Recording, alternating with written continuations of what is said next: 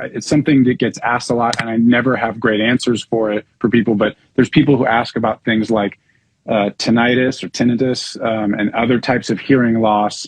I didn't realize that you have some hearing loss in one of your ears. Can you describe that a little bit? I mean, it's good for people to know that you can be a many-time Grammy-nominated #1 mixer and have some hearing imbalances. Yeah, so I have a slight imbalance on my left ear, and it's because I used to get a lot of ear infections when I was little.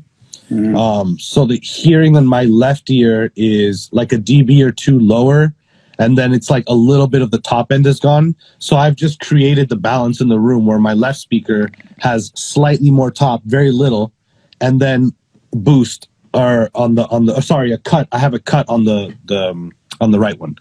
So I'm boosting a little top on the left, and I'm cutting the right one down, which is causing the left one to be a little louder. And it's very little, but it just sets the image perfect. Because if I listen to speakers that are perfectly balanced, the vocal will sound slightly to the right for me. Right. So I'll balance it so that I listen to it, and the vocal is right down the middle, the snare is right down the middle, the hi-hat, whatever it is. And I test it with that. I'll listen to like 2 or 3 records and just make sure, like, okay, the vocal's in the center. And once I do that, I'm pretty much good. And do you will your hearing continue to change, or is it kind of set? Do you have to do you get checkups and things to make sure to see how much has changed, or do you adjust every once in a while, or how does? So I haven't. I mean, over the course of 2 years, I've probably gone down a little more, like a half a dB on the right speaker. So it's going to slowly change little by little. But I do my best to protect my hearing. So when I'm cutting in the studio with Chris, I always put on these Vic Firth drummer headphones. And I keep those on. And unless he's in the booth, I'll have the volume down really low on the NS10s. And I'll just be able to... There's usually not a lot of stuff happening in the studio. Like, it's not parties and shit like that happening while we're recording. So it's pretty quiet.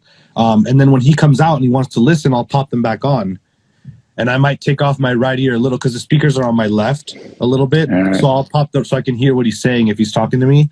But I'm getting all of that push that I'm getting from the NS10s, which is a lot of mid-range. I'm protecting it from my ear to keep it from not changing, too much over time.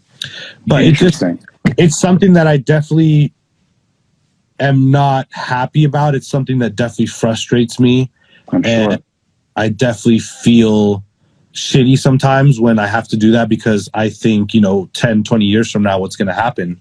But it's something that I'm just going to keep pushing through and doing it. And if I'm 60 years old and I have the speaker on the right down 10 dBs, then it is what it is. But still mixing fire records 30 years later. Because for the most part, it's like a lot of the stuff is everything for me has to be symmetrical. So when I do mixes, I really like symmetry. And that makes it more difficult because I want to have this perfect balance of symmetry. If there's an ad lib that pops on the right, on the next time it pops, it's going to be on the left or whatever. It's going to go back and forth just to create this symmetry with both sides. I really can't stand records that hang over on one side. And that might be from my hearing, like not liking hearing stuff that's kind of off to the right, because it fucks with me thinking that that's my hearing. But a lot of old records had it where they just had like the guitar on the right or on the left or whatever, and then on the right there was never anything there, maybe a hi-hat. So there was this constant imbalance on the record, but it was just what it is.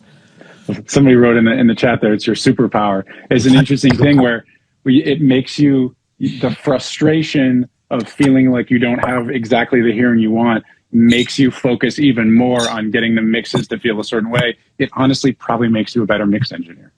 Because the anxieties that drive us, man. I mean, it's such an interesting part of it, man. Yeah, and obviously your stuff sounds amazing. So thank you, bro. I think what helped fuck my ear up more was, it's very typical in recording studios for the console to be here, right? And and the desk is like this. Right. So because old school consoles, when you're cutting vocals, when you're cutting vocals, one ear is just getting hit by the NS10s and the other one's not.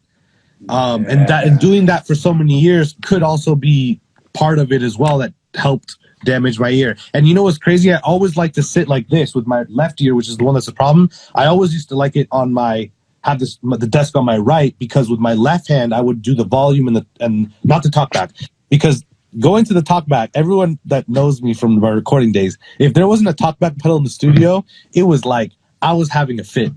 Oh, you Like, like how the am I pedal, supposed huh? to cut and have to move my hand to the Yep. talkback, to the talkback? You're never gonna get anything done. So I'd always be like, every room has to have a talkback pedal. And not just for me. This is gonna make you guys faster. It's like Yes. having a clutch in a car. Like when Chris's studio, I have a talkback pedal. I never lift my hands from the keyboard or mouse. It's just moving. I might be moving a take and talking at the same time. And it's never, that's part of like, it's like being an athlete, you know? Like, everything has to be, you know what I'm saying? Like, don't lift your hands off the keyboard. When I see people, no, you're working at the highest level. It's the highest level. You're at the highest level. All these subtleties. I'm gonna tell you right now, when people use the 3 for record, it drives me absolutely crazy.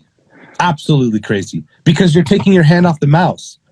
The mouse is your steering wheel. You need to be constantly navigating, and your left hand is doing all the keyboard shit. Yeah. So it drives me crazy when they use 3. Just Apple space. Indeed. Well, I appreciate you sharing about the hearing stuff. I know a lot of people. It's surprising, man. I mean, maybe it's not surprising because I think, I have from a young age tried to always take care of my hearing. I wear earplugs on long drives now. Obviously, airplanes, things like that. But certainly went to concerts growing up, like being next to the speaker, just going crazy and destroying my hearing. It's actually interesting. I hadn't thought about this in a long time, but Eric Valentine, the amazing producer, legendary producer, engineer, mixer, who I worked for years, has some hearing loss in his left ear from being a drummer and having the hi-hat there. So being a live drummer without earplugs. And so he has an imbalance with high end and he has to adjust for that too. I think there's a lot of people out there that are enthusiasts. I mean, we all love music, right? So it's very likely that we're listening to loud music for long periods, especially when we're young. We don't know about hearing loss and things like that. It's something that a lot of people deal with, but it's great to have you share that and show that you can obviously work at the absolute highest level, even with imperfect hearing. Yeah, for sure. You just got to you're set up. Figure it out.